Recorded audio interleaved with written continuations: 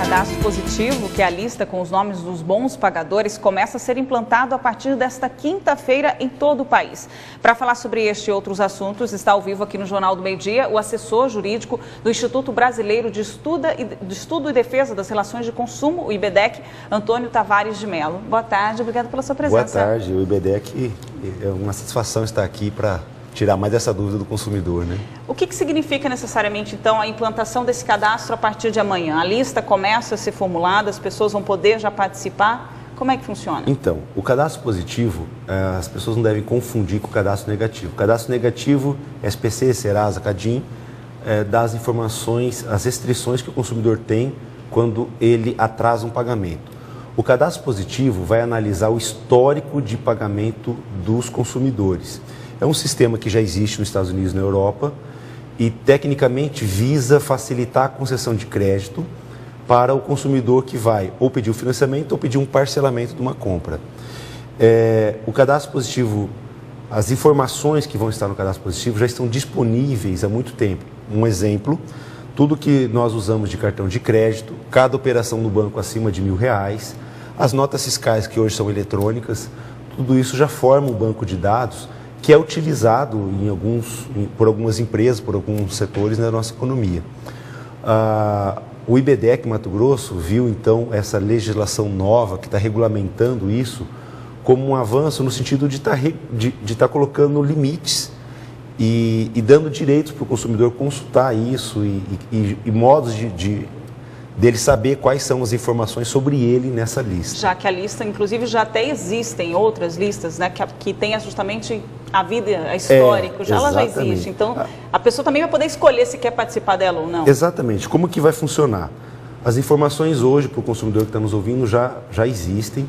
Então, se ele hoje vai para um banco ou vai para uma concessionária, para uma loja comprar um produto parcelado ou a crédito bancário, vai ter um documento que ele tem que assinar autorizando as informações do cadastro positivo dele.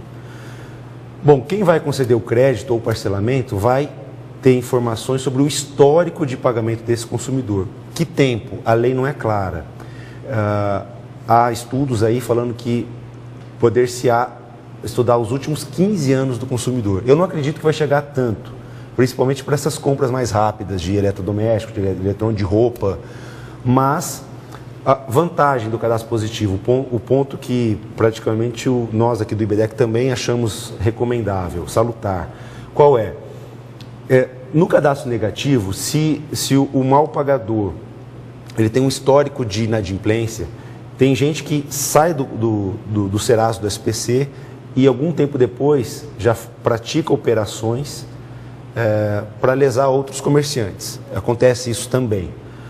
No cadastro positivo, o comerciante vai conseguir ver o histórico dessa pessoa. É normal hoje que, eventualmente, uma ou outra pessoa tenha, por um breve período, uma restrição. Então, olha, teve uma restrição, saiu rápido, eles vão poder analisar isso e saber, então, com que faixa de juro que você vai ser contemplado. Não significa necessariamente que aquela pessoa que já teve problemas no passado, ela não vai poder participar e ter algum tipo de benefício? Então, é uma informação, nós aqui do IBDEC Mato Grosso prevemos que vai haver muito problema no futuro, até que esse sistema seja implementado e amadurecido, porque até a lei ela não é muito clara em relação a que tipo de informação vai existir do consumidor. Ela fala que tem que ser informação clara, precisa e informação estritamente necessária para a concessão de crédito. Por exemplo, se o consumidor paga pensão alimentícia, é ou não essencial? É uma informação que o banco de dados, SPC, Serasa e outros poderão, então, incluir na lista. Se essa pessoa teve um histórico de pagamento há 4 anos atrás, negativo, vai estar na lista. Então, nós não sabemos exatamente como que o comércio vai se adequar a isso. Tecnicamente, na Europa ou nos Estados Unidos, eu falo, olha, você tem 10 anos aqui de pagamento pontual, então o seu juro é menor.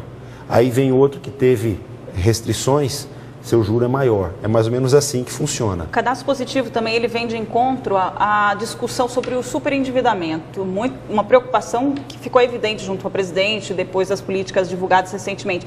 A população está com uma renda maior e gastou muito mais. Exatamente. Mas esse mesmo governo também está estimulando o consumo com a redução de juros do ano passado, com a isenção do IPI. Como é que funciona? É contraditório, né?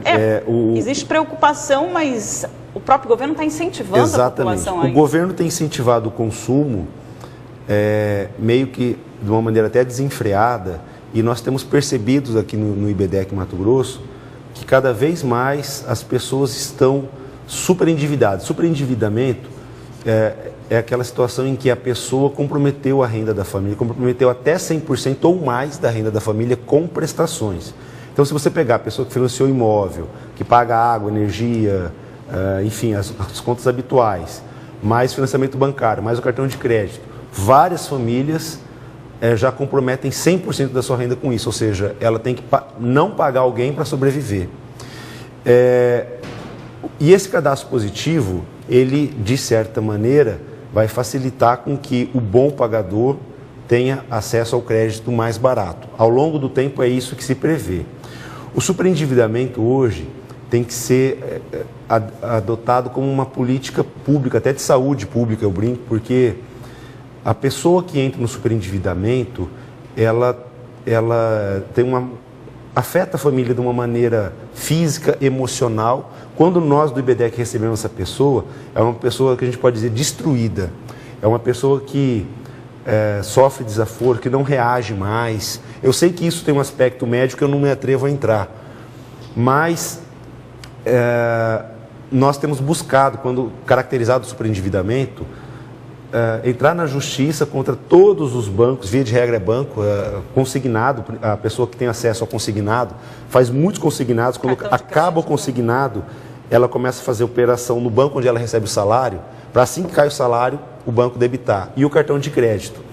Então é uma situação que tem que ser vista pelo governante como um meio de tirar essa pessoa do superendividamento. O que a gente propõe?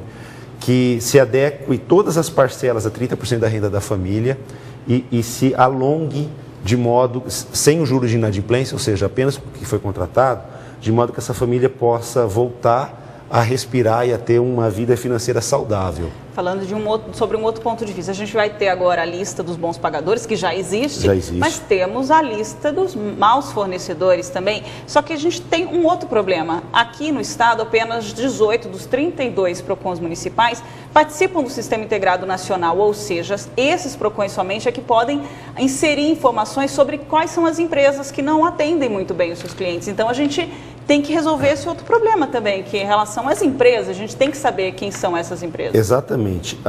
Os PROCONs têm esse trabalho que é incrível de fazer uma lista de todas as empresas que têm muita demanda nos PROCONs e cujas demandas não são resolvidas.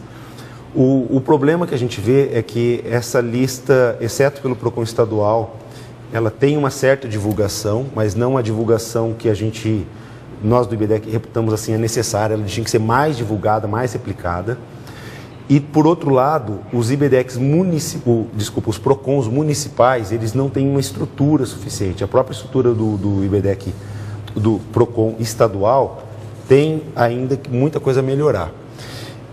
Essa lista, o consumidor tem que ter acesso para saber quais são as boas empresas que estão praticando o respeito ao consumidor no mercado e desrespeito também, né? Só para finalizar, eu queria falar o seguinte: o consumidor que tiver no cadastro positivo, ele pode ter acesso, quando ele quiser, dessa informação. Isso tem que ficar claro, e ele pode pedir para corrigir as informações dele. Então, é uma dica importante, e quem tiver dúvidas pode procurar o IBDEC, o PROCON ou o seu advogado, porque está tudo regulamentado em lei.